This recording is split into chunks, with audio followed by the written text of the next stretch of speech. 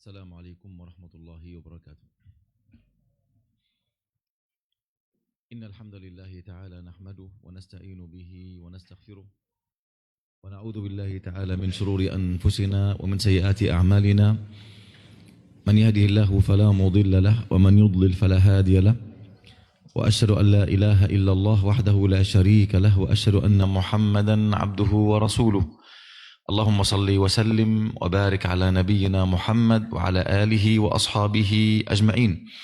أما بعد, ikhwani dan akhwati yang semoga senantiasa dirahmati dan diberkahi oleh Allah Tabaraka wa Ta'ala, kami insyaAllah dengan taufik Allah masih melanjutkan dalam bahasan tentang sebab-sebab yang dengannya kita bisa mendapatkan ikhlas dan menjauhi dari riya.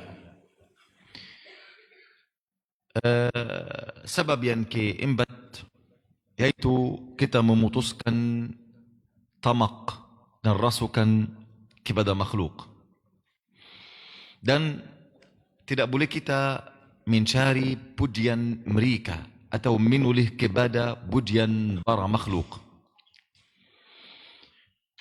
Yang keempat, memutuskan tamak, rasukan kepada makhluk, dan tidak boleh kita memperhatikan atau menoleh kepada pujian mereka.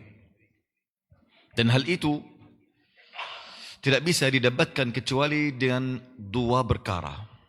Yang pertama, an ya'rifa rabbahu. Seorang hamba seharusnya mengetahui Tuhannya, mengenal Allah dengan pengetahuan yang benar, dengan nama-nama sifat-sifatnya subhanahu jalla jalaluh. Dan hanyalah Allah Tabaraka wa Ta'ala yang di tangannya segala kebaikan dan segala keburukan. Tidak ada satu kebaikan pun atau keburukan pun kecuali berada di tangan Allah Tabaraka wa Ta'ala, dikuasai oleh Allah Tabaraka wa Ta'ala. Tidak ada pemberian pun maupun penulaan kecuali di tangan Allah Tabaraka wa Ta'ala. Maka seorang hamba harus menghadapkan Allah dengan hatinya sepenuhnya, kemudian mendekatkan dirinya hanya kepadanya subhanahu wa ta'ala. Ini yang pertama, ikhwani.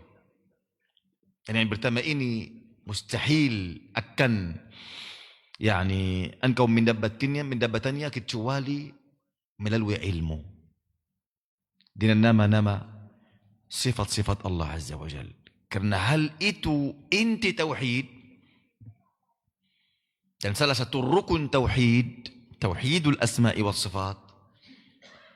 Maka semua halaman-halaman dalam Al-Quran penuh dengan nama-nama dan sifat-sifat Allah Azza wa Jalla. Bahkan tidak ada salah satu perintah Allah kecuali di ujung-ujung ayatnya ada nama-nama atau sifat-sifat Allah Azza wa Jalla, atau perbuatan Allah Tabaraka wa Ta'ala.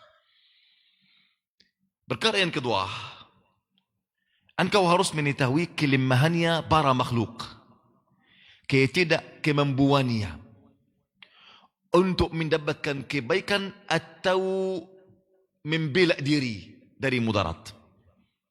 Seorang makhluk tidak mampu untuk mendapatkan manfaat atau membela mudarat untuk dirinya sendiri, apalagi untuk orang lain.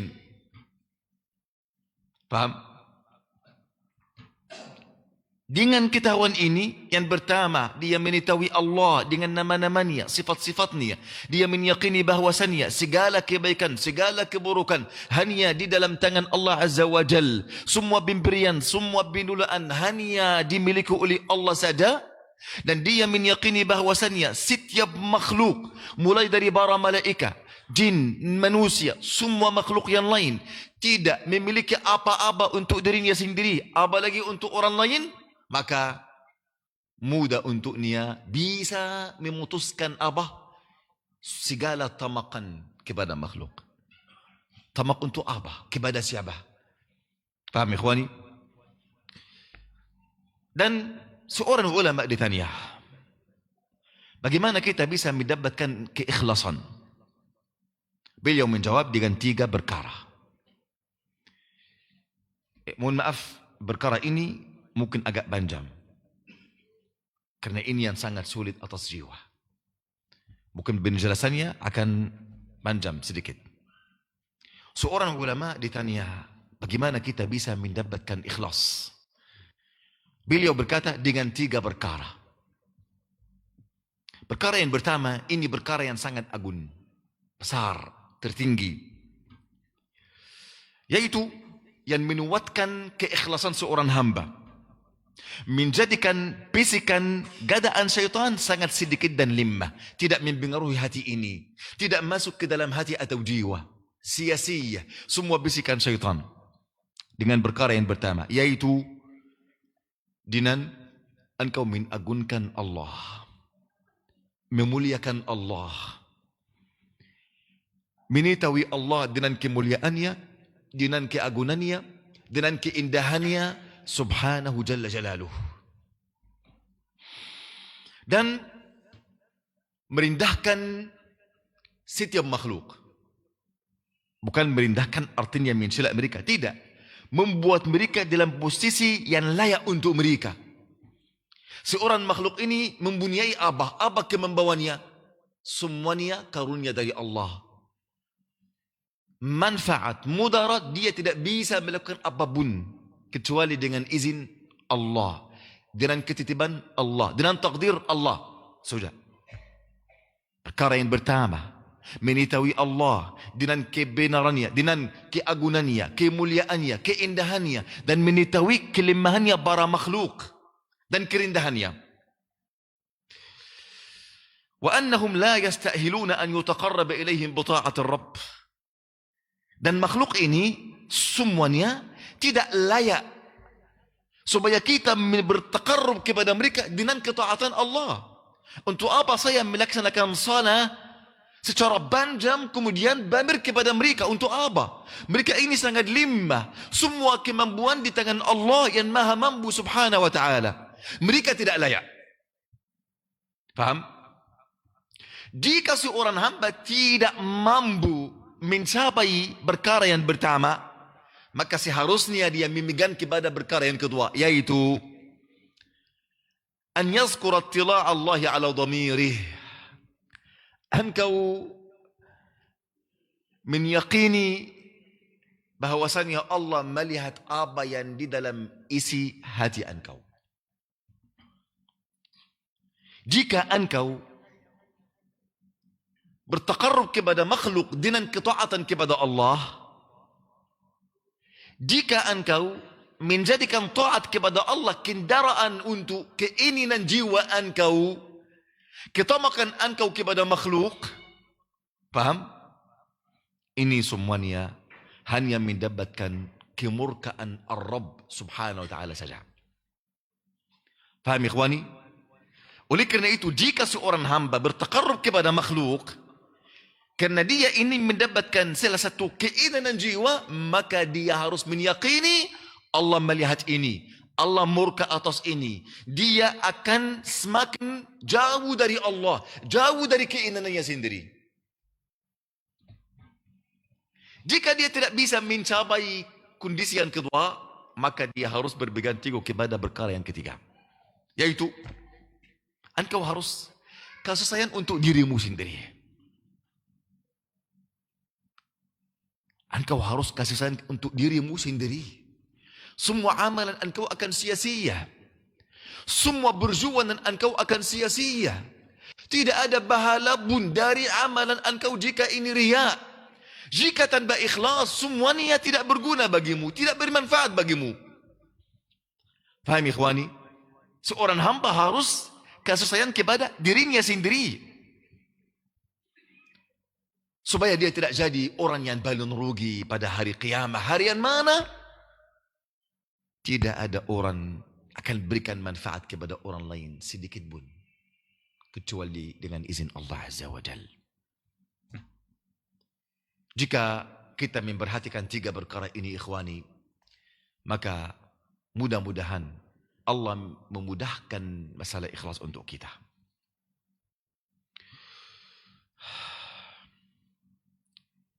Al-Imam Al-Fudail bin Iyad rahimahullahu ta'ala menatakan kepada seorang sahabatnya, aku mengajarkanmu salah satu perkara lebih mulia daripada dunia dan segala-galanya.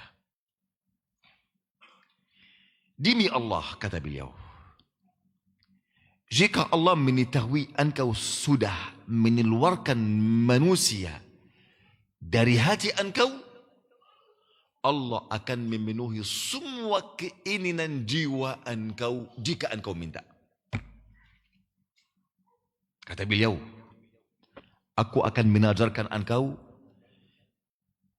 satu perkara yang lebih mulia daripada dunia dan semua isinya. Demi Allah, jika Allah mengetahui bahwa engkau sudah mengeluarkan manusia dari hati engkau, apa artinya? Engkau tidak baber kepada manusia, tidak memperhatikan amalan engkau kepada manusia. Faham? Engkau hanya mengisi hati ini dengan keagungan Allah saja subhanahu wa ta'ala. Jika engkau meminta sesuatu pun dari Allah, pasti Allah akan memenuhi keperluan engkau. Faham? Dalam makna ini, ikhwani, Al-Imam Ibn Al-Qayyim rahimahullah ta'ala mempunyai salah satu perkataan. Saya mungkin membaca perkataan ini sudah lama sampai saat ini ratusan kali. Bacaan Al-Imam Ibn Al-Qayyim rahimahullah ta'ala ini sangat indah. Kata beliau, ikhwani, la yajtami'u al-ikhlasu fil qalbi wa mahabbatul madhi wal thana'i wal tama'i fima 'inda an-nas. Keikhlasan dalam hati dan tamak dan mencari pujian manusia tidak bisa bersatu dalam hati seorang hamba. Ikhlas tidak bisa berkumpul dalam hati seorang hamba dengan tamak kepada manusia atau mencari keridhaan mereka atau mencari pujian mereka. Tidak bisa terkumpul kedua sifat ini sama sekali. Sebagaimana air dengan api tidak jadi bersatu. Paham, ikhwani? Kata beliau, فإذا حدثتك نفسك بطلب الإخلاص, apabila jiwa engkau cerita kepada engkau ingin mendapatkan ikhlas, فأقبل على الطمع أولا, hadapilah khalas dengan tamak, maka sembelihanlah dia dengan pisau berputus asa. Paham? Hadapilah ke arah tamak ini, kemudian sembelihlah ke tamak ini dengan pisau keputus asaan. Wa aqbil 'ala al-madhi wa thana, dan hadapilah pujian. Fazhad fihima zuhda 'ushaq ad-dunya fil akhirah. Zuhudlah kepada pujian sebagaimana para pecinta dunia zuhud kepada akhirat. Jauhlah dari pujian sebagaimana para pecinta dunia menjauh dari akhirat. Fa idza istaqama laka dhabhu at-tama', apabila sudah berhasil engkau mematikan tamak dan mematikan suka pujian, mudah-mudahan ikhlas itu jadi mudah bagi engkau.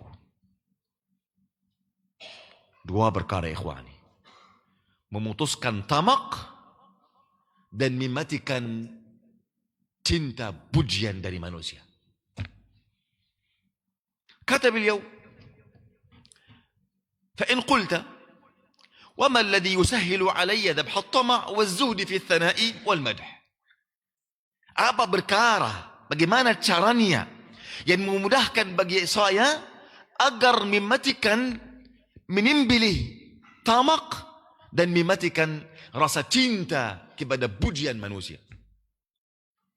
Beliau menjawab, qultu, aku berkata, adapun menimbili tamak yang menjadikannya mudah bagi engkau, keyakinan engkau bahwasannya tidak ada sesuatu pun yang engkau tamak badannya kecuali dia berada di tangan Allah semata. Semuanya di dalam perbendaharaan Allah saja. Tidak dimiliki kecuali oleh Allah saja. Dan seorang hamba pun tidak akan mendapatkan sesuatu kecuali dengan izin Allah subhanahu wa ta'ala. Adapun zuhud pada pujian dan sanjunan dan menjadikannya mudah bagi engkau, keyakinan engkau bahwasannya pujian semua makhluk tidak akan bermanfaat bagi engkau. Dan celaan semua makhluk tidak akan membahayakan engkau. Yang bermanfaat, yang berbahaya bagi engkau, pujian Allah atau celaan Allah. Sebagaimana seorang Arab Badui datang kepada Nabi, berkata, ya Rasulullah, ya Muhammad, dia belum iman, ya Muhammad, berikanlah harta untukku. Dia seorang syair. Dahulu seorang syair ini seperti Freeman. Paham? Seperti media sosial sekarang. Seorang syair, semua orang takut jika dia mencela mereka. Lalu mereka kasih dia uang, korupsi, rasuah, supaya apa? Dia tidak apa? Mencela mereka. Karena ketika seorang syair mencela seorang manusia, maka semua orang Arab akan menghafal celaan kepada satu kabilah ini atau satu orang ini selama-lamanya. Lalu mereka dia apa? Akan terus menerus apa? Dicela. Ketika dia seorang syair itu memuji manusia, maka apa? Pujian ini akan terus menerus ada. Seperti kemuliaan yang diwariskan. Faham ikhwani? Dan ini hanya perkataan saja. Sebenarnya tidak berguna sama sekali. Lalu seorang syair ini Arab Badui datang kepada Nabi, ya Muhammad, berikanlah hartamu untukku. Karena pujianku akan bermanfaat. Celaanku akan berbahaya engkau. Kata Nabi, itulah hanya kepada Allah. Manfaat, bahaya, segala sesuatu hanya di tangan Allah semata, subhanahu wa ta'ala. Lalu seorang syair ini sudah berputus asa. Kata Al-Imam Ibn Al-Qayyim alaihi rahmatullah, fazhad fi madhi man la yazinuka madhu.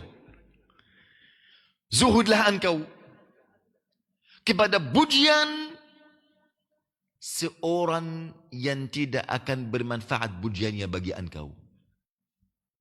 Jauhilah dari pujian semua makhluk kerana tidak akan bermanfaat bagi engkau. Dan jauhilah dari celaan semua makhluk yang tidak akan berbahaya bagi engkau. Warghab fi madhi man kullu zaini fi madhi. Dan carilah, bersemangatlah untuk mencari pujian yang segala kebaikan di tangannya. Dan jauhilah dari celaan yang segala keburukan di tangannya, kun fayakun, yaitu Allah saja subhanahu wa ta'ala. Kata beliau, walan taqdira ala dhalika illa bis sabri wal yaqin. Engkau tidak meyakini mendapatkan hal itu, yaitu engkau zuhud ke pujian seorang, dan engkau tidak apa-apa ketika celaan seorang, menghadapi celaan seorang, kecuali dengan dua perkara juga, yaitu kesabaran dan keyakinan. Kenapa kesabaran? Kerana engkau berusaha tapi gagal. Engkau lagi berusaha tapi gagal. Engkau berusaha tapi gagal. Berusaha, gagal. Akhirnya Allah menunjukkan engkau. Allah memudahkan semua kebaikan untuk engkau. Paham? Seorang di antara kita ingin berusaha langsung dia sukses. Tidak ada ini di sisi Allah Azza wa Jalla, tidak ada. Engkau berusaha terus menerus dan banyak gagal. Akhirnya Allah Subhanahu wa taala akan menunjukkan engkau. Akan menundukkan semua perkara untuk engkau. Akan memudahkan urusan engkau. Kata Allah, "Walladzina jahadu fina lanahdiyannahum subulana." Orang-orang yang berusaha terus-menerus mencapai keridhaan kami, maka kami akan memberikan petunjuk untuk mereka. Lanahdiyannahum. Benar-benar akan memberikan petunjuk untuk mereka bagi jalan kita. Ini ikhwani. Engkau harus mempunyai kesabaran di jalan menuju Allah Azza wa Jal. Janganlah engkau berkata, aku berusaha untuk ikhlas, tetapi sebenarnya aku gagal. Tidak ada yang sukses dalam usaha yang pertama, kedua, tiga. Ya akhi, kalau usaha duniawi, tidak ada yang sukses satu kali. Ada banyak gagal dan bangkrut. Akhirnya karena mereka berusaha terus, akhirnya mereka apa? Jadi sukses. Ini kalau urusan duniawi, apalagi urusan Allah. Dan maaf, syaitan tidak menghadapi engkau dalam urusan duniawi. Dia ingin menyibukkan engkau, menjatuhkan engkau dalam urusan duniawi supaya engkau tidak sadar. Tapi dia apa? Bersungguh jika engkau menghadapi apa? Allah dan hari akhir. Paham? Kata beliau, "Walan taqdira ala dhalika illa bis-sabr wal yaqin." Engkau tidak mampu mencapai dua perkara ini, tamak, memutuskan ketamakan kepada makhluk dan memutuskan semua rasa cinta, pujian dari makhluk, kecuali dengan kesabaran dan keyakinan. Kesabaran, engkau berusaha terus, bersungguh-sungguh, tidak berputus asa. Faham? Lalu jika engkau bermujahadah, berusaha, Allah pasti akan memudahkan jalan bagi engkau. Ini yang pertama. Keyakinan kenapa? Karena keyakinan ini seharusnya ada dalam hati seorang hamba di hadapan semua kebaikan di sisi Allah Azza wa Jal. Engkau berusaha dengan doa, dengan menjauhi dari keburukan, dengan melakukan kebaikan agar engkau mendapatkan kebaikan dari Allah dengan keyakinan. Keyakinan bahwasanya semua makhluk tidak mampu untuk mendapatkan kebaikan atau membela kemudaratan kecuali dengan izin berturunan Allah semata subhanahu wa ta'ala. Kesabaran dan keyakinan. Kata Allah, "Fasbir inna wa'dallahi haq." Bersabarlah engkau karena janji Allah itu benar. "Wala yastakhifannaka alladhina la yuqinun." Janganlah engkau bergisa-gisa. Khalas. Karena orang-orang yang tidak ada keyakinan dalam hati mereka. Dan kata Allah, "Wa ja'alna minhum a'immatan yahduna bi amrina lamma sabaru wa kanu bi ayatina yuqinun." Dan kami menjadikan di antara mereka pemimpin yang menyebarkan petunjuk dengan perintah kami, dengan izin kami. Jika mereka bersabar dan meyakini terhadap ayat-ayat kami. Ikhwani, ini perkara yang penting sekali. Ana berusaha masalah kajian tentang ikhlas amalan hati ini tidak akan puas jika engkau mendengar satu kali atau dua kali atau tiga kali. Ini perkara yang harus engkau menulan, mendengar banyak. Paham? Yani ucapan Ibnu Qayyim ini engkau harus banyak memperhatikan ini, merenungkan ini, banyak membaca, banyak mendengar perkataan beliau ini. Karena di dalamnya ada banyak manfaat untuk kita, ikhwani. Banyak obat untuk hati kita. Wallahu a'lam.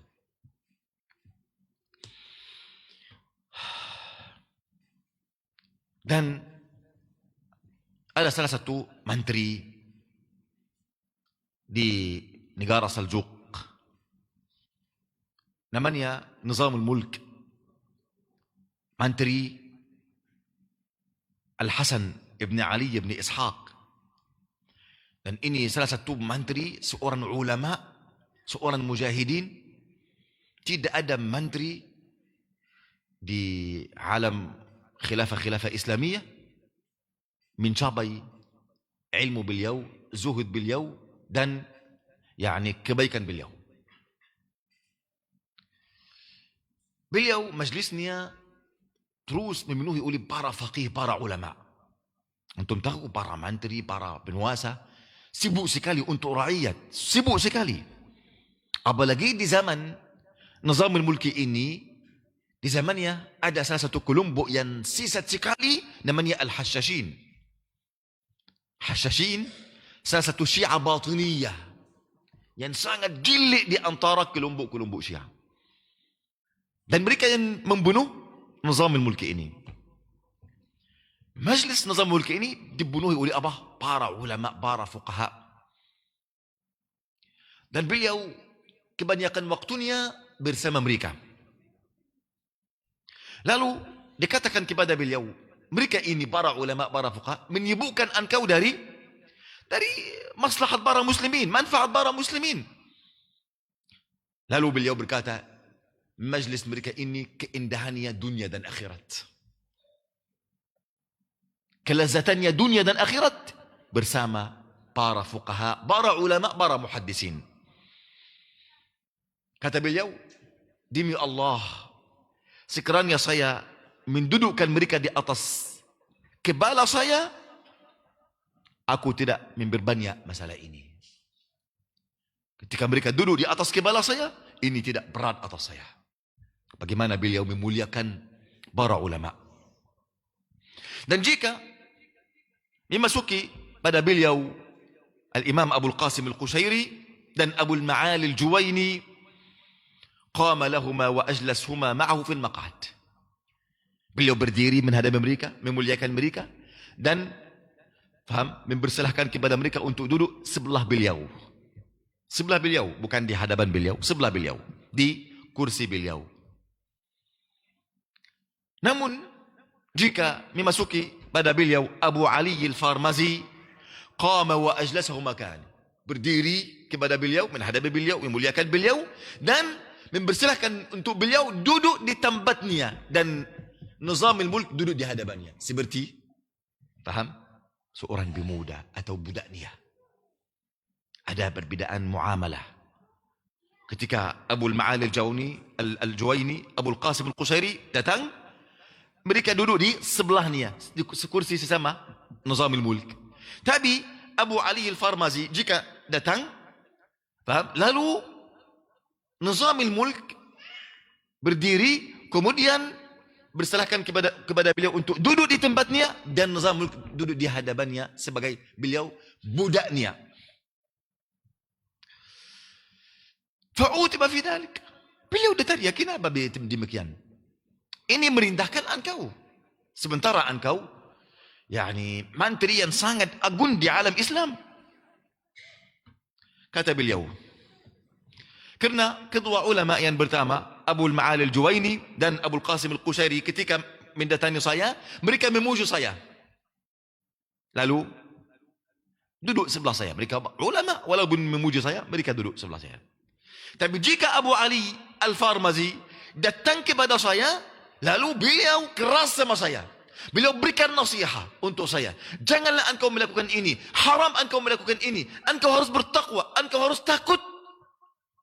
Lalu saya lebih memuliakan beliau daripada mereka, karena beliau mengingatkan saya tentang perkara akhirat, merintahkan diri saya di mata saya.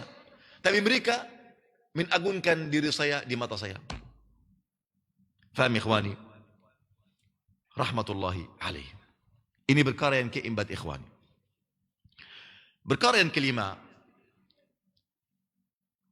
Sudah faham perkara yang pertama ini? Atau saya ulang lagi? Faham? Apa? Ulang lagi? Ulang lagi? Antum tahu bahasan ikhlas ini mungkin tidak selesai, masih lama, kita belum. Saya berharap kita selesai bahasan ikhlas, bahasan tawakal, bahasan semua amalan hati. Saya berharap sekali. Ini harapan saya, mungkin berapa tahun yang lalu. Tapi ana takut bahasa tidak cukup untuk saya bisa sampaikan apa yang saya inginkan. Tapi apakah cukup atau tidak, antum yang menilai. Cukup? Cukup? Tidak cukup. Alhamdulillah. Paham? Tidak cukup. Mungkin karena saya belum makan lontong. Ini kendala saya. Belum bisa. Taib. Perkara yang kelima, ikhwani. Yang keempat atau kelima? Mau saya ulang lagi atau lanjut? Ketiga? Ketiga sudah habis, sudah lama. Sekarang kelima. Taib. Mungkin ulang lagi bagi yang rekaman insyaAllah. Lebih mudah supaya kita selesai semua bahasan. Yang kelima, ikhwani. Cara untuk mendapatkan ikhlas. Menyembunyikan amalan engkau. Engkau berusaha untuk ada amalan tersembunyi. Amalan yang engkau terus-menerus melakukannya di hadapan manusia. Yang qadarnya begitu. Seperti salat fardu, hadir majlis ilmu, menyebarkan ilmu, berjalan untuk dakwah. Ini amalan yang tidak bisa tersembunyi. Faham? Tapi engkau bisa melakukan semisalnya tersembunyi. Semisalnya tersembunyi. Apakah engkau duduk di rumah jika tidak ada rutin atau majlis ilmu dalam masjid? Engkau buka rekaman engkau menuntut ilmu atau buka buku membaca?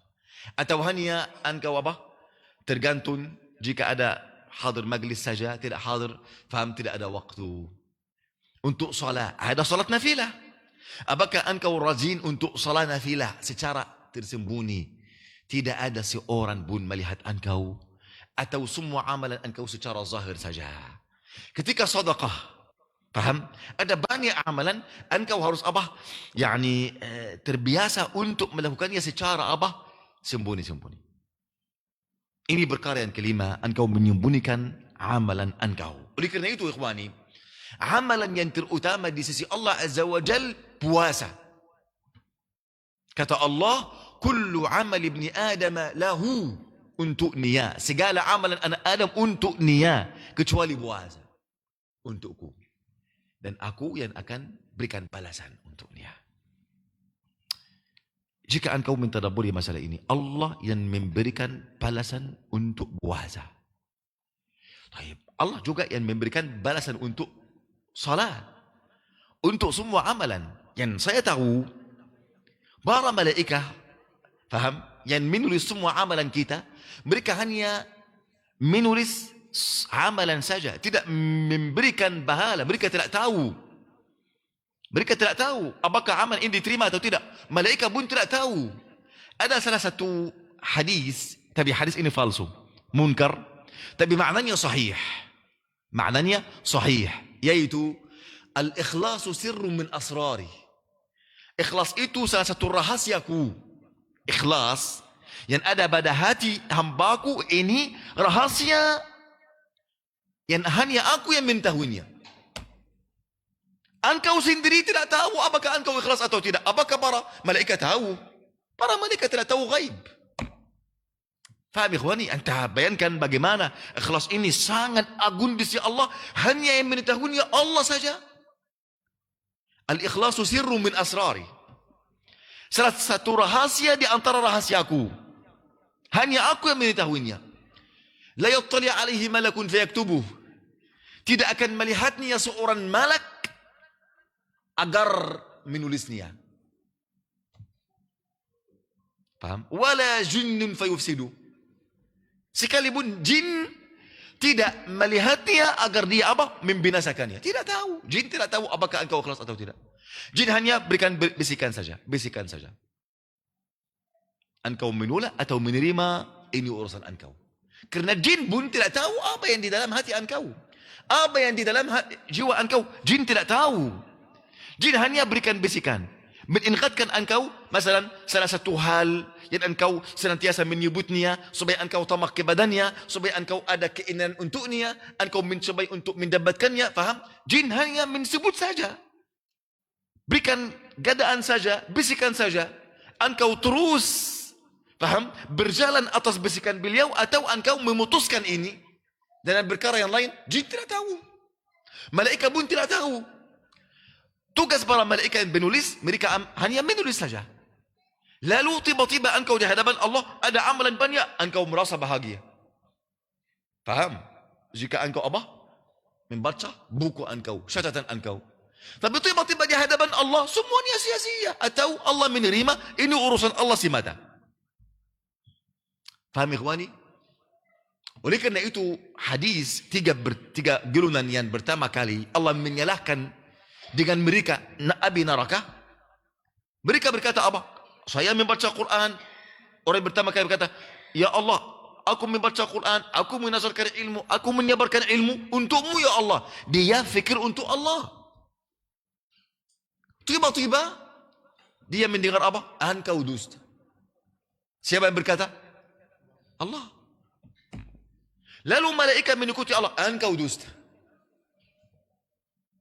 Engkau hanya mengamalkan untuk babir kepada manusia, untuk mendapatkan pujian mereka. Dan engkau sudah mendapatkan ini di dunia. Yang kedua begitu, yang ketiga gitu. Artinya mereka sendiri tidak sadar masalah ini. Masalah ini sangat tersembunyi, ikhwani. Ini menunjukkan bagaimana kesulitan masalah ini.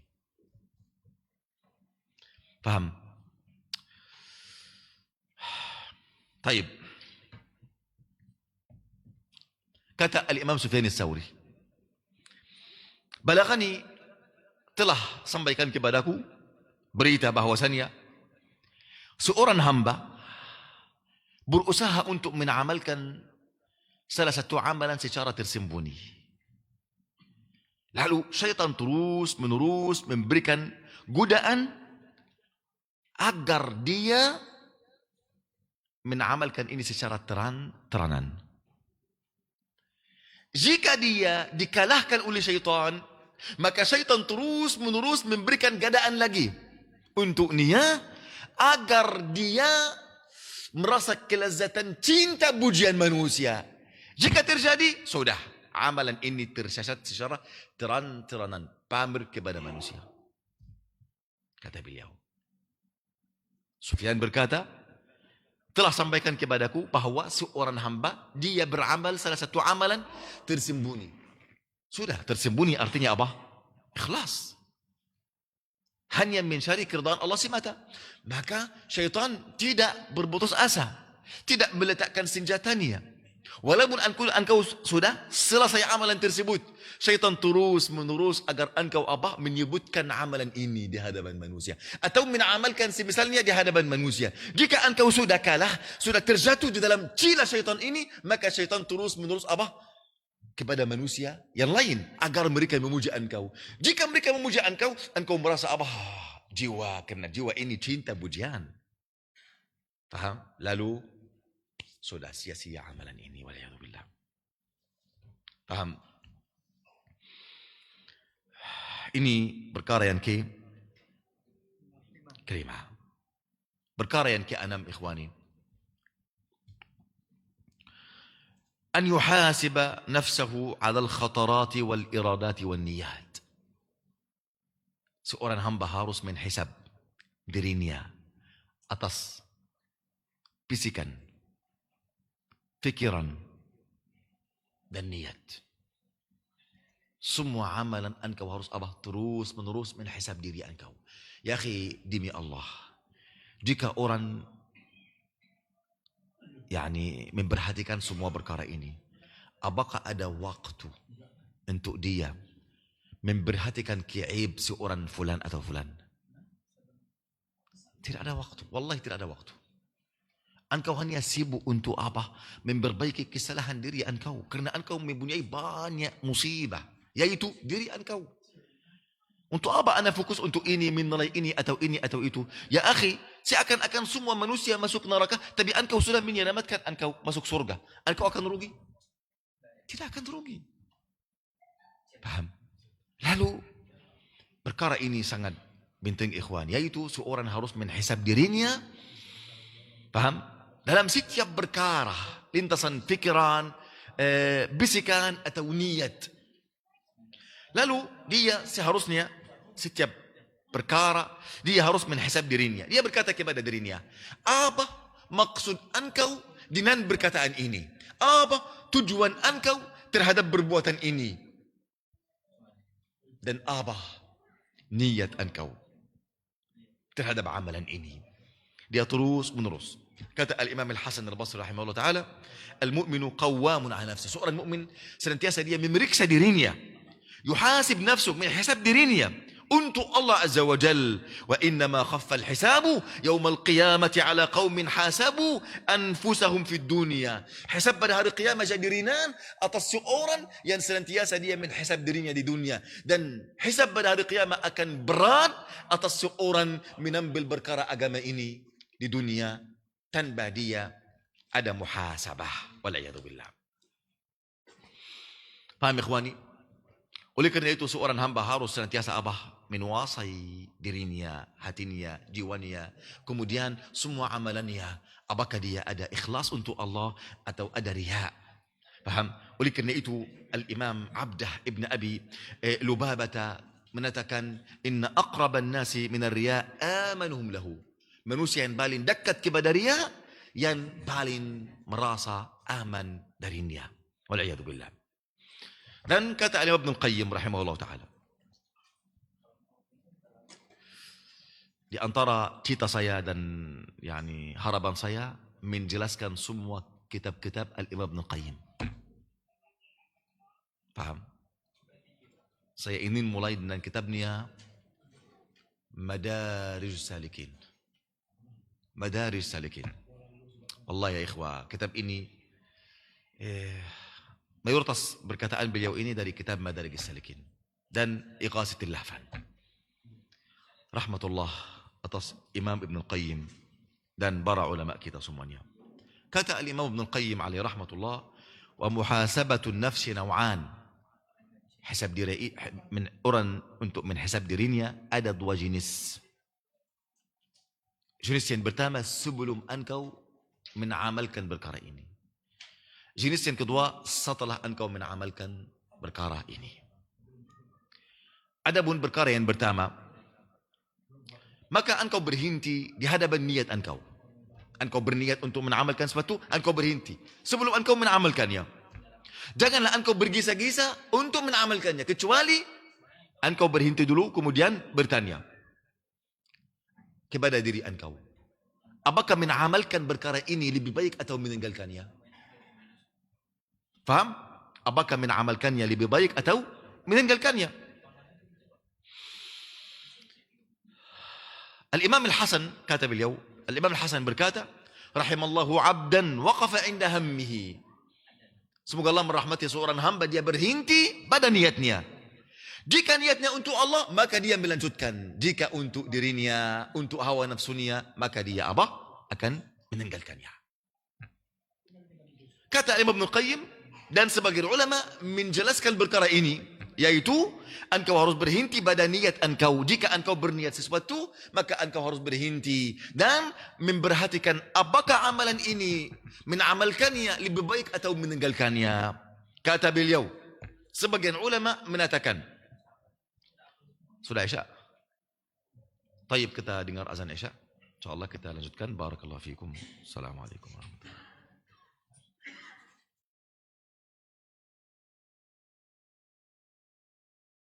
Allahu Akbar, Allahu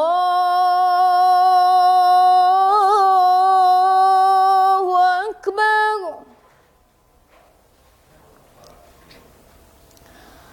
Allahu Akbar,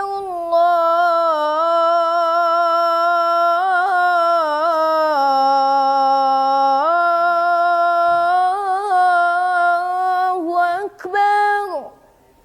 Asyhadu an la ilaha illallah.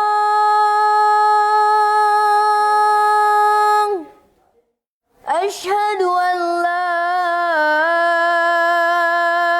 ilaha illallah.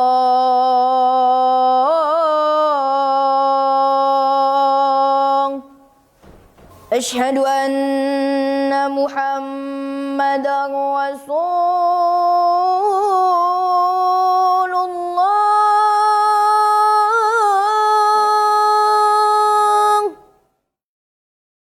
Asyhadu anna Muhammadar Rasulullah.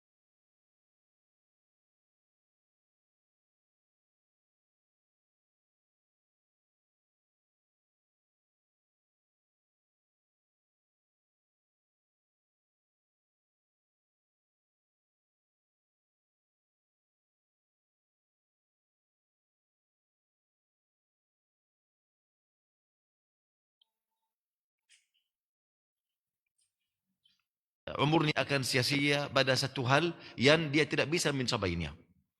Dia yang pertama kali harus memperhatikan apakah dia mampu untuk melakukan amalan ini atau tidak mampu. Paham? Jika dia tidak mampu, dia meninggalkannya.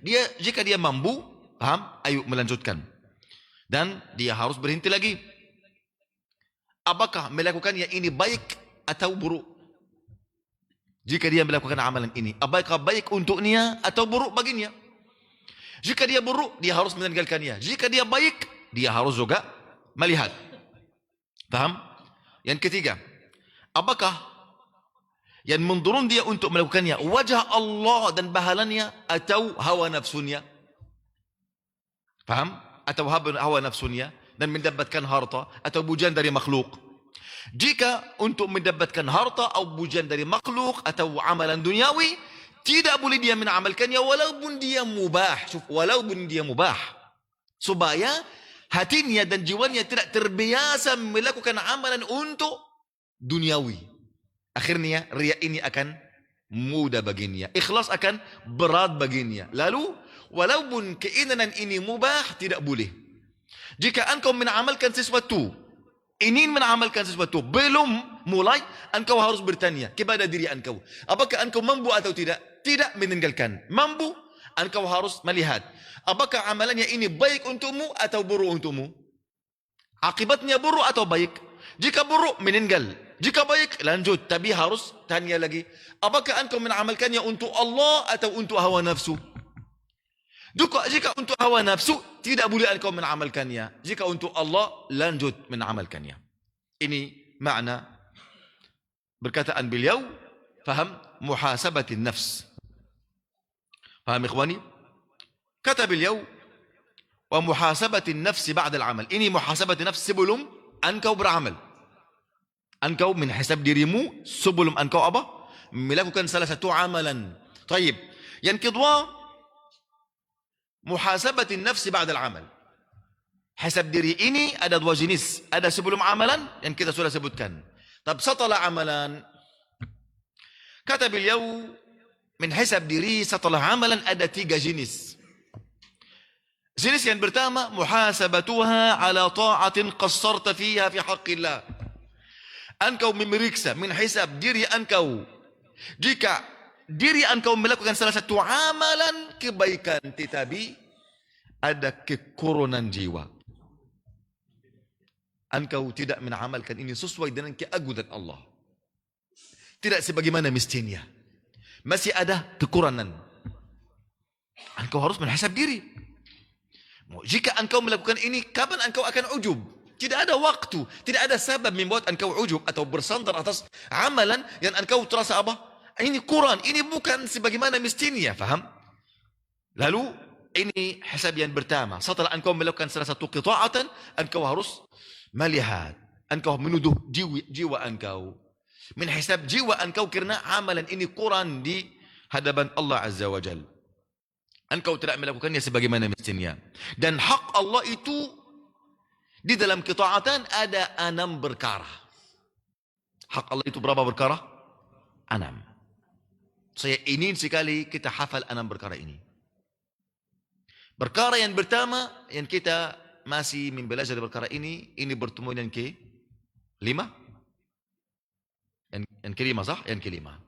Dan kita belum selesai. Mungkin masih 3 atau 4 pertemuan lagi. Dalam masalah ikhlas saja. Hak yang pertama, ikhlasil amal lillah. Engkau mengikhlaskan, memurnikan amalan hanya untuk wajah Allah.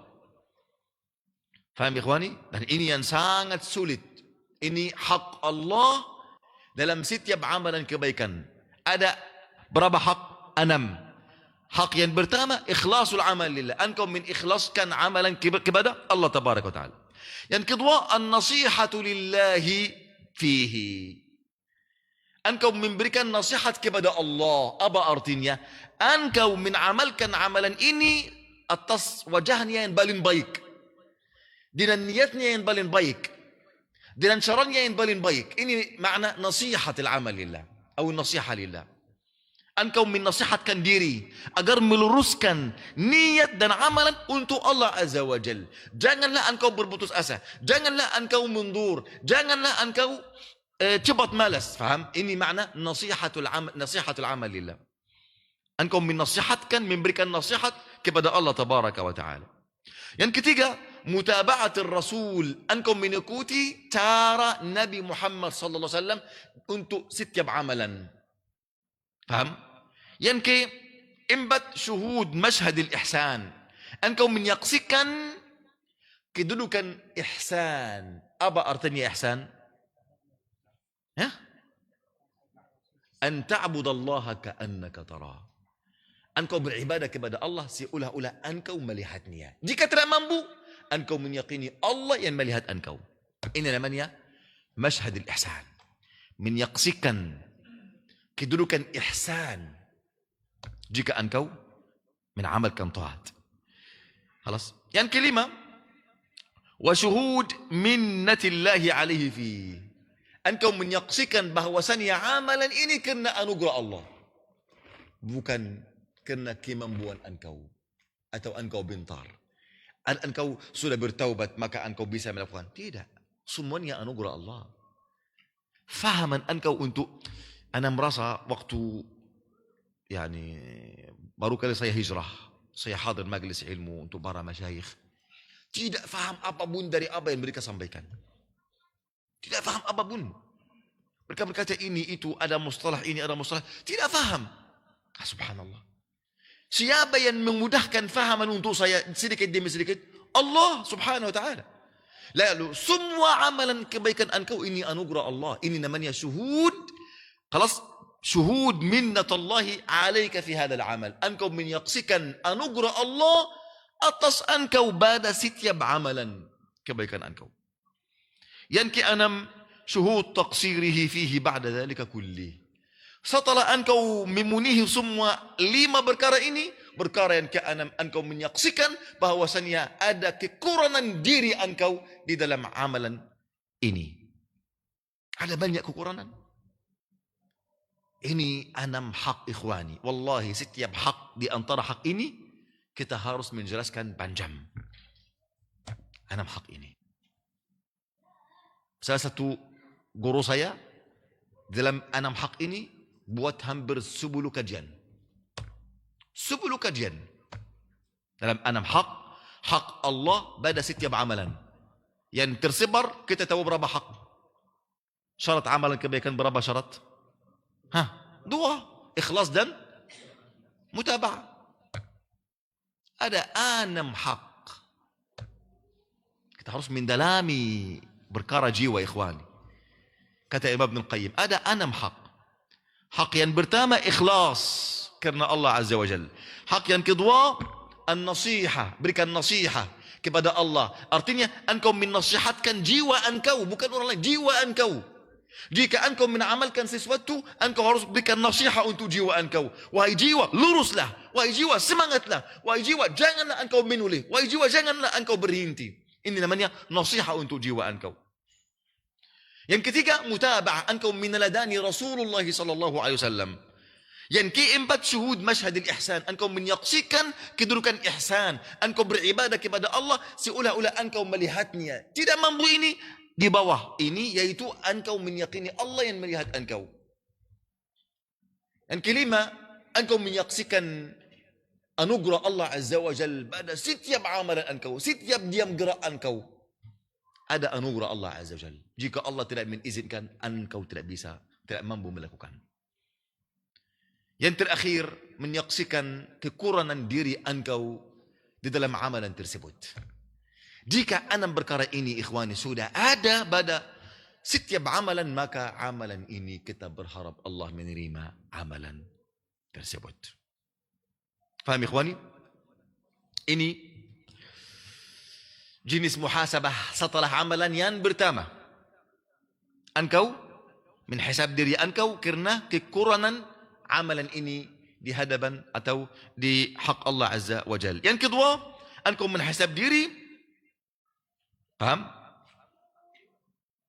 Atas jika engkau menamalkan sesuatu dan meninggalkannya lebih baik daripada engkau mengamalkannya. Engkau menghasab diri. Kenapa saya melakukan ini? Sebenarnya meninggalkannya bagi saya lebih baik daripada aku mengamalkannya. Yang ketiga, engkau menghasab diri atas salah satu amalan mubah, dibolehkan. Karena engkau mengamalkannya tanpa engkau menghadiri niat engkau. Bayangkan ikhwani, engkau duduk saja, engkau minum air, orang lain minum air. Tapi ada orang berniat, aku minum air agar menguatkan diri saya untuk beribadah kepada Allah. Yang lain hanya minum saja. Sebelum engkau minum, engkau baca bismillah. Setelah berkata alhamdulillah. Ini minuman air dari mubah sudah jadi apa? Ibadah kepada Allah Azza wa Jal. Yang lain minum air saja. Tidak ada pahala sama sekali baginya. Lalu engkau menhisab diri. Kenapa? Dalam setiap amalan mubah dibolehkan oleh Allah, aku tidak menghadiri niatku. Lalu aku rugi. Banyak amalan tidak ada pahala baginya. Waliyadzubillah.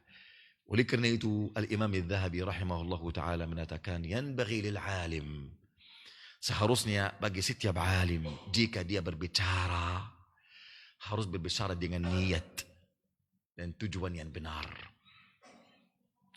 Jika dia rasa sinan karena bicaraannya, dia harus berhenti, diam, tidak boleh dia berbicara. Paham? Jika dia merasa sinan, jika dia diam, dia baru harus berbicara. Dan tidak boleh dia berhenti dari menhisab dirinya. Karena diri ini senantiasa dia suka pujian dan sanjungan. Jika engkau merasa senang karena engkau berbicara, lebih bagus engkau berhenti. Karena ini munculnya rasa apa? Ujub. Jika engkau merasa senang karena diam, silahkan berbicara. Engkau harus apa? Berlawanan dengan apa? Nafsu engkau. Wallahu ta'ala a'la wa a'lam. Tayyib, masih berapa perkara dengan cara mendapatkan ikhlas. Mungkin ini insyaAllah dalam bahasan besok, insyaAllah pada maghrib. Semoga Allah Azza wa Jalla menjadikan apa yang kita sampaikan ini di dalam timbangan kebaikan kita bermanfaat bagi kita semua. Amin amin ya rabbal alamin. Tayyib, kita mungkin buka untuk tanya jawab. Silahkan yang ingin bertanya.